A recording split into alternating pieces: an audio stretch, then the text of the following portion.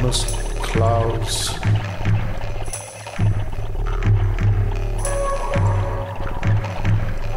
attaining unforeseen formations,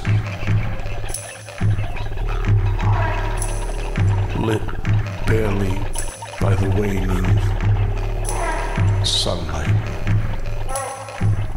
My eyes drift from the sky.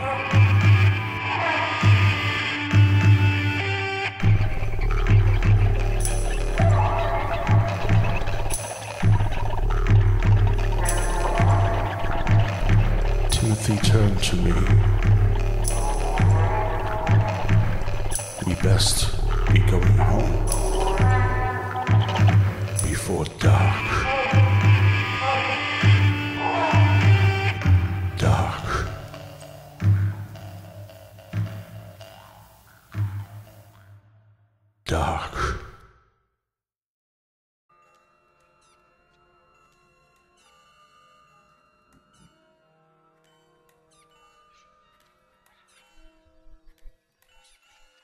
What you just heard was a musical interpretation of Le Guin's Left Hand of Darkness by artist Ray Gaucher.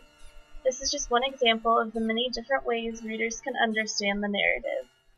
John Pennington's article, Exorcising Gender, Resisting Readers in Ursula K. Le Guin's Left Hand of Darkness, examines the relationship between the way Le Guin presents the story and the way we, members of the audience, read it.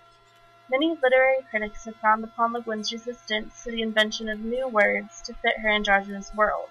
However, Pennington argues that it's Le Guin's almost paradoxical inclusion of both binary gender vocabulary and androgyny that makes the novel so interesting to read. Le Guin once wrote that she escaped maledom by inventing the androgynes of Left Hand of Darkness. However, many critics believe that the world of Guin that Le Guin created doesn't really solve the problem of maledom at all. These critics argue that Le Guin turns her back on opportunities science fiction offers for political experimentation, and ask why she can't invent new words to depict accurately her version of the androgyne. Pennington, while recognizing these critiques, chooses to commend Le Guin's ambition. He asserts that Le Guin's simultaneous inclusion of traditional gender patterns that are familiar to readers and foreign concepts of androgyny is a risky undertaking, but it's well worth the payoff. Pennington argues that science fiction itself is ultimately oxymoronic because it must be about an understandable, relatable, and yet completely fictional world. As Le Guin comments in the preface to Left Hand of Darkness, it is words that make the trouble and confusion. Pennington believes that although Le Guin successfully eliminated the concept of gender from Guin, she may be unable to do so in the minds of her readers because of her word choice. Le Guin's writing forces us to define our inner space where gender finds its own ideological space, and to resist a gendered reading of the narrative. Le Guin accomplishes this, Pennington says, by constantly changing the narration. At one point we're looking through the eyes of Genli, who understands the Guinian world only slightly more than we do. Genli provides what Pennington calls an androcentric interpretation of Guin. Then we hear from Estraven, a native to Guin, who is unaffected by gender in theory, but obviously still aware on some level of the masculine and feminine realms being different. Estraven is genderless but not sexless, which makes the remaining chapters of the book very interesting to read. As we'll see this week, Genli has to work to see Estraven for what he really is, and not force him into categories that don't actually exist on Guin. Feminist critics are agitated by Estraven's character because it is in his most feminine moments that Genli sees him as disgusting or untrustworthy.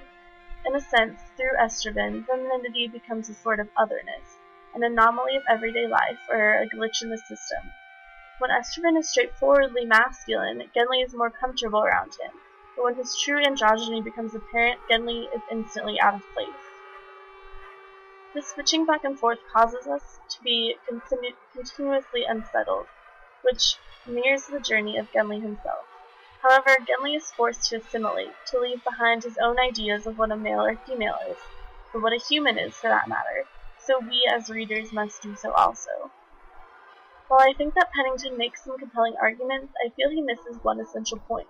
What if readers aren't able to become androgynous in order to read the novel? If readers are unable to set aside their own notions of gender, Pennington's entire argument falls apart. He even admits that reading the novel as both a male and a female is probably an impossibility. Pennington says that Left Hand of Darkness tempts us to misread it through our gendered eyes, and reminds us of our limited perspectives. Le Guin didn't intend for Left Hand of Darkness to be read as a feminist text. Therefore, many of the feminist critics who pick apart Le Guin's choices are dissatisfied with the way femininity is presented in the novel. Pennington concedes that the book is oxymoronic. It addresses gender issues while incorporating gender stereotypes into the text, but he argues that this is, ultimately, for the benefit of the reader.